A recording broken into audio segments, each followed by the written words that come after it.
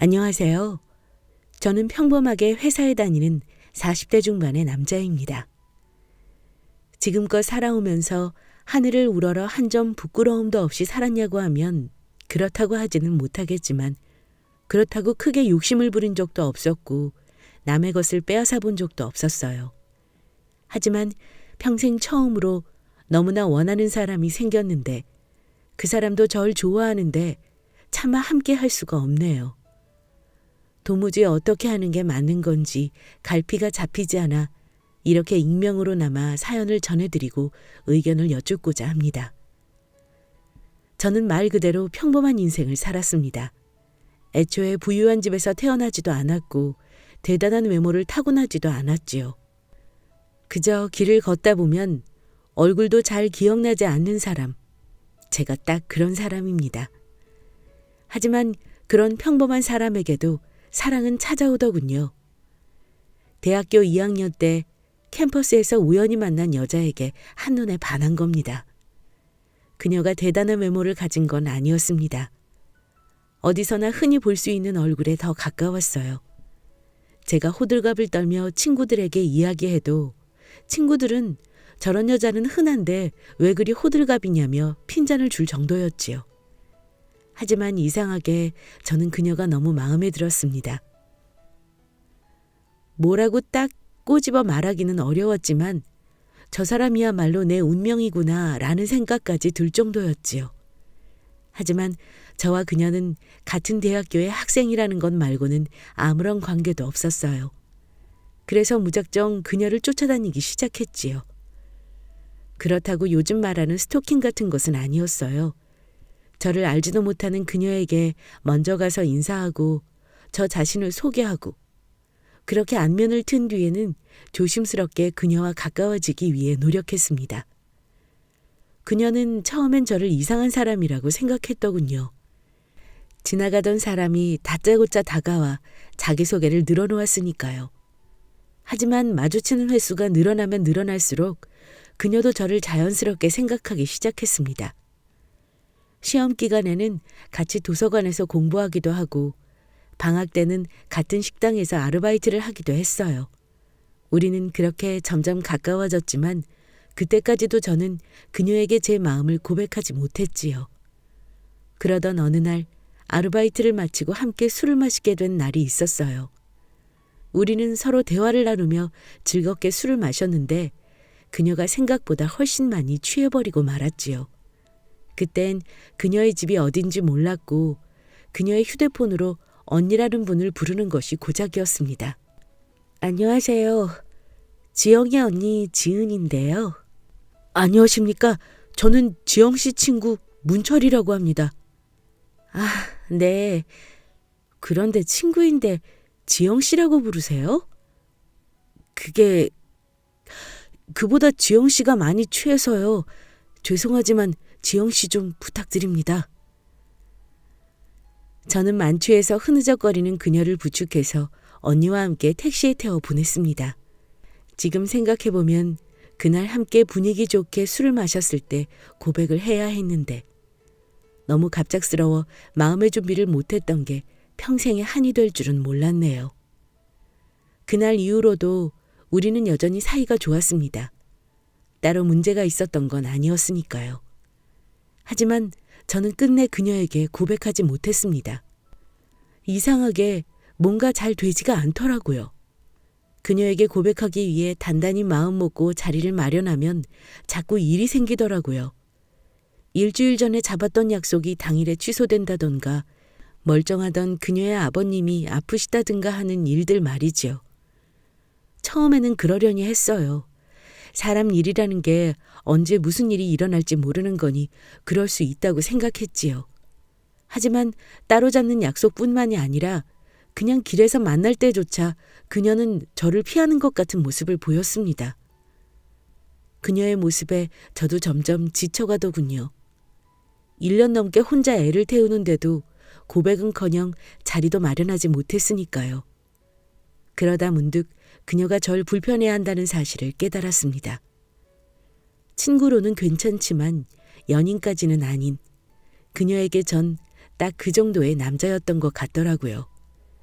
그래서 일부러 마련한 자리도 피했던 거라고 생각하니 남아있던 그녀에 대한 마음도 식고 말았습니다. 그렇게 무려 2년에 걸친 짝사랑을 끝내고 나니 슬프기보다는 오히려 마음이 홀가분해지더군요. 그녀에게 빠져 소홀히 했던 공부도 다시 시작했고 졸업 후 무사히 취직도 하게 되었습니다. 그러던 어느 날 그녀의 언니가 저를 찾아왔어요. 안녕하세요. 저 기억하시죠? 네, 지영 씨 언니시죠? 기억합니다. 그동안 잘 지내셨나요?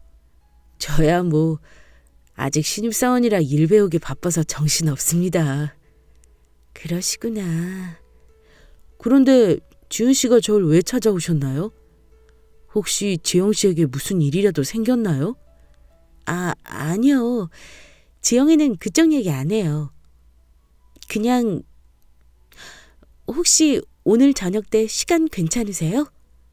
네? 저야 뭐 딱히 약속은 없는데요. 그럼 저랑 같이 식사하실래요? 솔직히 좀 당황했습니다. 아예 모르는 사이는 아니었지만 그렇다고 같이 저녁 식사를 할 만한 사이도 아니었거든요. 지영 씨 때문에 오며 가며 얼굴 보고 인사만 하는 정도였는데 지영 씨와 연락이 끊어지고도 1년이 지나서 갑자기 찾아왔다는 게 의아하기만 했습니다. 하지만 일부러 찾아온 성의도 있고 해서 그날은 함께 저녁 식사를 하게 되었어요. 얼굴이 좋아 보이시네요. 회사 일은 어떠세요? 회사 일이 거기서 거기죠 뭐. 그런데 지은 씨는 지금 무슨 일을 하시는지. 저는 동네에서 작은 카페를 하고 있어요. 사장님이셨군요. 젊은 나이에 대단하시네요. 제가 모은 돈도 있고 부모님께도 조금 빌려서 작게 차렸어요. 처음엔 대체 무슨 대화를 나눠야 하나 난감했는데 막상 이야기를 나눠보니 의외로 편하게 대화가 되더군요. 그녀의 모습에서 얼핏 짝사랑했던 지영 씨의 모습이 떠오르기도 했고요. 오늘 이렇게 갑자기 찾아온 이유가 있어요. 네? 그게 뭔가요? 여자가 먼저 이런 말 하는 거 어떻게 생각하실지 모르겠지만 지금 만나는 사람이 없다면 저 한번 만나보지 않으시겠어요? 네? 제가 지은 씨를요? 왜요? 안 되나요? 사실 전 예전부터 문철 씨가 마음에 들었어요. 그런데 그땐 문철 씨가 지영이를 좋아하는 게 눈에 보이더라고요. 그래서 꾹 참고 있었는데 혹시 아직도 지영이 생각하세요? 아니요, 그런 건 아니지만 조금 갑작스러워서. 당장 답해달라는 건 아니에요. 지금은 그냥 제가 문철 씨를 마음에 두고 있다는 것만 알아주시면 돼요. 가끔 시간이 되시면 이렇게 식사까지 해주시면 더 좋고요. 얼굴이 빨개진 채 수줍게 이야기하는 그녀의 얼굴을 보니 당황스러우면서도 왠지 모르게 흐뭇하더군요. 여자로서 먼저 꺼내기 어려운 이야기였을 텐데 일부러 찾아와서 말해주는 그녀가 고맙기도 했습니다. 저같이 평범한 사람이 마다할 일이 아니었지요. 그렇게 우리는 서로 시간을 함께하며 가까워지기 시작했습니다. 지영 씨는 첫눈에 반한 사람이라면 언니인 지은 씨는 종이가 물에 젖듯 반하게 되었어요. 그녀는 무척이나 절 위해 주었고 그런 그녀를 저도 사랑하게 되었던 거지요. 결국 저희는 결혼을 약속하게 되었습니다. 그런데 한 가지 마음에 걸리는 것이 있었어요. 바로 그녀의 동생인 지영 씨였지요. 결혼한 뒤라면 몰라도 결혼할 때까지는 아무래도 얼굴 마주칠 일이 많이 있을 텐데 그녀의 얼굴을 태연하게 마주할 자신이 없었거든요. 당장 지은 씨의 부모님께 인사를 드리러 갈 때부터 문제였죠. 하지만 그건 저만의 걱정이었더군요. 일부러 그런 건지 아니면 정말 우연히 겹친 건지 제가 집에 갈 때면 그녀는 항상 집에 없었어요. 덕분에 저희는 무사히 결혼 준비를 마치고 식장에 입장하게 되었습니다. 지영 씨는 지은 씨와 결혼을 준비하면서는 한 번도 만나지 못했어요. 하지만 결혼식 당일에는 참석했더군요. 저와 아내가 입장하고 주례가 있고 친구들의 축가에 이어 기념 촬영이 있었는데 장인 장모님과 함께 단상으로 오더군요. 우연히 마주친 지영 씨의 눈동자엔 슬픔이 가득하더군요. 마치 소중한 무언가를 빼앗긴 사람처럼 허탈해 보이기도 했고요. 그런 그녀의 표정을 보며 처음에는 의아했어요. 하지만 자신을 짝사랑했던 남자를 언니에게 빼앗겨서 그런 표정을 짓고 있다고 생각하니 슬그머니 화가 나더군요. 언니와의 결혼식장에서 그런 표정을 지을 거였으면 제가 그토록 마음을 전하려고 노력했을 때 단 한 번이라도 돌아봐 줬어야 하는 것 아닌가요? 그때는 그렇게 무시해놓고 이제 와서. 하여튼 그날 지영 씨가 보였던 표정이 영 찜찜하긴 했지만 애써 지워버렸습니다. 이제 저는 그녀 언니의 남편이고 저는 언니만 사랑하게 되었으니까요. 저희의 신혼생활은 다들 그렇듯 달콤했습니다. 사랑하는 사람과 함께 눈을 떠서 아침을 먹고 퇴근 후에는 함께 카페를 정리하고 저녁을 먹고 영화를 보다가 잠드는 그런 행복한 일상이 이어졌어요. 그리고 조금 늦어지긴 했지만 결혼 후 5년 만에 아이도 갖게 되었지요. 그렇잖아도 행복한 저희 가족에게 아이는 크나큰 축복이었어요. 직급이 올라가며 회사에서의 일은 점점 어려워졌지만 아내와 아이를 생각하면 힘든 줄도 몰랐어요. 아내가 운영하는 카페도 무난했고 아이도 건강하게 무럭무럭 자라고 길을 걷다 어느 순간 아, 나 정말 행복하구나 하는 생각이 들 정도였습니다. 하지만 행복은 언젠가 끝나기 마련이더군요. 저희 가족도 예외는 아니었습니다. 매년 일상적으로 받던 건강검진을 받았는데 아내에게서 대장암이 발견되고 말았어요. 가끔 배가 아프고 소화가 안 된다는 말을 한 적이 있긴 했지만 금세 괜찮아져서 별일 아닌 줄 알았는데 그게 대장암의 전조 증상이었더라고요. 아내의 병은 이미 초기를 지나 상당히 심각한 상황이었습니다. 그래서 곧장 카페 문을 닫고 항암 치료를 위해 병원에 입원했지요. 아내가 암에 걸렸다는 의사 선생님의 말씀을 들었을 때는 심장이 철렁 내려앉는 것 같았습니다. 늘 행복하다는 생각을 하면서도 한편으로는 이 행복이 언젠가 끝날지도 모른다는 불안감이 있었는데 그게 하필 아내의 병으로 찾아왔다는 생각이 들었거든요.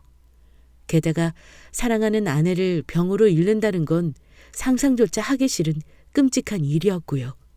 그래서 의사 선생님을 붙잡고 제발 아내를 살려달라고 제가 할 수 있는 건 뭐든지 할 테니 아내만 살려달라고 애원했습니다. 그런 저를 보며 아내도 펑펑 눈물을 쏟더군요. 그때 우리 부부가 할 수 있는 건 정말 그것밖에 없었습니다. 아내의 항암 치료는 정말 힘들었습니다. 매일같이 약을 먹고 가끔 방사선 치료를 받아야 했어요. 대체 약 성분이 뭔지 아내는 치료를 받는 동안 흰죽조차 넘기기 어려워하더군요. 머리는 빠지고 체중도 줄어들고 치료받는 동안에는 살아도 산 게 아니었습니다. 저는 그런 아내 곁을 지키며 밤낮으로 간호했고요. 그러는 동안 아내의 카페와 아이를 돌봐준 것은 처제, 지영 씨였습니다.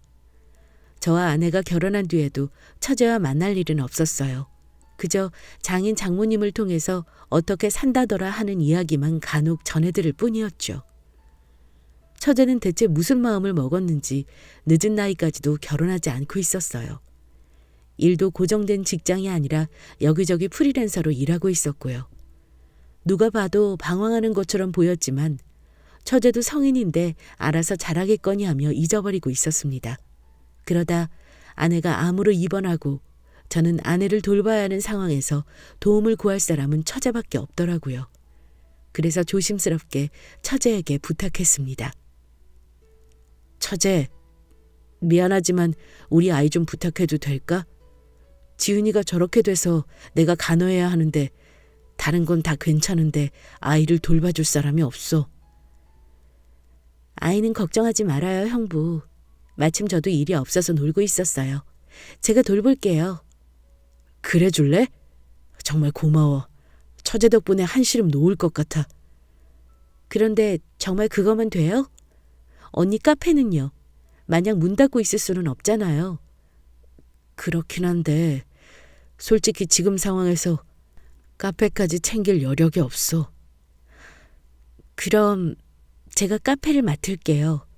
언니가 처음 카페 시작할 때 많이 도와줘서 할 줄 알아요. 하지만 아이도 돌보는데 카페까지 정말 괜찮겠어? 물론이죠. 다른 사람 일도 아니고 형부랑 언니 일인데 제가 뒷짐지고 있을 순 없잖아요. 형부는 언니만 신경 쓰세요. 나머지는 제가 다 알아서 할게요. 정말이지 하늘에서 동아줄이 내려온 것 같은 심정이었습니다. 병상에 누워 하루하루 말라가는 아내를 생각하면 한시라도 떨어지고 싶지 않았지만 아이를 생각하면 그럴 수도 없었거든요. 게다가 아내의 병원비를 감당하려면 회사도 다녀야 했고 몸이 10개라도 부족할 정도였습니다. 그런데 이렇게 처제가 나서서 도와주겠다고 하니 그것보다 더 고마운 소리가 없더군요. 그렇게 저는 회사에 갔다가 퇴근하면 병원으로 출근하는 일이 이어졌습니다. 하지만 제 정성이 부족했는지 아내의 치료는 도무지 차도를 보이지 않았어요. 항암 치료 횟수는 계속 늘어가고 그럴 때마다 아내는 말할 기력조차 상실할 정도로 힘들어했지만 아내의 몸을 좀먹고 있는 암덩어리는 사라질 기미가 보이지 않았습니다. 그나마 처제마저 없었다면 정말이지 전 그대로 주저앉았을 겁니다. 가끔 가보면 집은 항상 깨끗하게 청소되어 있었고 카페도 아내가 운영할 때와 하나도 다르지 않았죠. 아이와도 어찌나 잘 놀아주는지 보채는 기색도 없더라고요. 처제 덕분에 저는 아내의 간호에만 매달릴 수 있었습니다. 하지만 그런 노력이 무색하게 아내는 죽고 말았습니다. 거듭되는 항암 치료로도 암은 사라지지 않았고 급기야 항암 치료를 받을 상태조차 되지 않는다는 진단을 받으며 그렇게 바싹 마른 채 세상을 떠났어요. 저는 하늘을 원망했습니다.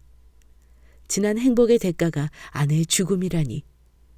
이럴 거라면 앞으로 평생 불행해도 상관없으니 아내를 돌려달라고 울부짖었습니다. 하지만 이미 죽은 아내는 돌아올 수 없었어요. 하지만 저는 마음속에서 아내를 떠나보내지 못했습니다. 그런 저를 붙잡아준 것은 처제였어요. 그래도 아이를 생각하면 밥벌이는 해야 했기에 회사는 그만둘 수 없었죠. 하지만 집에 돌아오면 폐인이 되었어요. 아내가 죽은 후에도 그대로 남겨놓은 아내의 물건들을 보며 하염없이 눈물만 흘렸지요. 그러는 동안 처제는 저 대신 카페도 관리하고 아이도 돌보고 집안일도 해주었습니다. 완전히 망가져버린 저를 보고도 싫은 소리 한마디 없이 묵묵하게 아내의 빈자리를 메꿔주었죠. 그렇게 몇 달이 갔는지 모르겠습니다. 어느 날 정신을 차리고 주위를 둘러보았는데 달라진 것이 아무것도 없더군요. 집안은 항상 쓸고 닦아서 깨끗하고 아이도 무사히 유치원에 다녀오고 카페는 여전히 손님들이 있었습니다. 나만 혼자 나락에서 기어다니고 있었던 거죠. 그런 사실을 깨닫고 나니 정신이 번쩍 들더군요. 죽은 아내도 제가 이렇게 살기를 바라지 않았을 텐데 저 혼자 슬픔에 빠져 정신을 놓아버렸던 거예요. 그리고 처제에 대한 고마움도 생겼습니다. 사실 저는 처제를 좋게 보지 않았어요. 저를 매몰차게 버린 사람인데 좋은 마음이 있을 수가 없었지요. 하지만 자칫 우리 가족이 송두리째 망가질 뻔한 상황에서 처제가 묵묵히 뒷바라지하며 저를 붙잡아 주었다는 것을 깨달은 겁니다. 그래서 죽은 아내를 생각해서 그리고 저를 붙잡아준 처제를 생각해서 다시 정신을 차리게 되었습니다. 집에 돌아오면 아이와 놀아주기도 하고 카페도 챙기고 아내가 살아있을 때 하던 일을 다시 시작했죠. 그러면서 자연스럽게 처제와 함께 있는 시간도 많아지게 되었습니다. 처제는 섣부른 위로를 건네기보다는 늘 제 옆을 지키며 저와 함께 있어 주었어요. 그러다 어느 순간에는 아예 저희 집으로 들어오게 되었습니다. 어차피 처제는 카페와 우리 집을 챙기느라 자기 집에는 거의 가지도 않았거든요.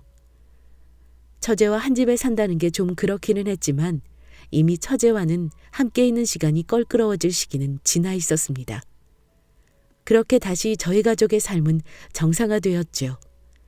아침에 일어나면 처제가 해주는 밥을 먹었고 카페로 퇴근해서 함께 정리한 뒤 집으로 돌아와 저녁을 먹고 함께 아이와 놀아주다가 잠드는 날이 이어졌고 저는 서서히 마음에 드리웠던 아내의 그림자를 지워가고 있었습니다. 그렇게 또 몇 달이 지나고 저는 집에 있던 아내의 물건들을 처분하기로 결심했습니다. 그때까지는 유품을 처분하는 것이 마치 아내를 버리는 것처럼 느껴져서 차마 손을 대지 못했었는데 마음속에서 아내를 떠나보내면서 그럴 수 있게 된 거죠. 옷장에서 아내의 옷을 꺼내고 화장대의 물건들을 정리했습니다. 뭔가 굉장히 많을 거라고 생각했는데 막상 모두 꺼내놓고 보니 얼마 안 되더라고요. 그것 때문에 또 울컥했습니다. 그런데 아내의 유품 중에 눈에 띄는 것이 하나 있더군요. 작은 노트였는데 펼쳐보니 뭔가 빼곡하게 적힌 것이 일기장 같았습니다.